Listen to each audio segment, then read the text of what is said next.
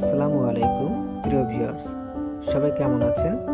আজ আমাদের সামনে যে প্রথম প্রশ্নটি এসেছে, প্রশ্নটি হচ্ছে বর্তমানে লেখ্য ভাষার আদর্শ রীতিকে কি বলে? সঠিক উত্তর হচ্ছে ঘ নম্বর অপশন, প্রমিত রীতি। 2 নম্বর যে প্রশ্নটি সেটা হচ্ছে বাংলা ভাষার সাধু গদ্য রীতির সূচনা হয় কখন? সঠিক উত্তর হচ্ছে গ নম্বর, 19 শতকের শুরুতে। 3 নম্বরে যে প্রশ্নটি এসেছে সেটি হচ্ছে নিচের কোনটি সাধু রীতির ক্রিয়াপদ? সঠিক উত্তর হচ্ছে ক নম্বর অপশন, করিল। 4 নম্বর, সাধু রীতির বৈশিষ্ট্য কোনটি?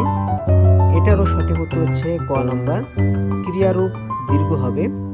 5 নম্বর যে প্রশ্নটি সেটি হচ্ছে বাংলাদেশের রংপুর অঞ্চলে কোন উপভাষার ব্যবহার পাওয়া যায়? সঠিক উত্তর হচ্ছে গ নম্বর অপশন, কামরূপী। তো এই ছিল আমাদের তৃতীয় পরিচ্ছেদের আলোচনা। তো সবাই ভালো থাকবেন।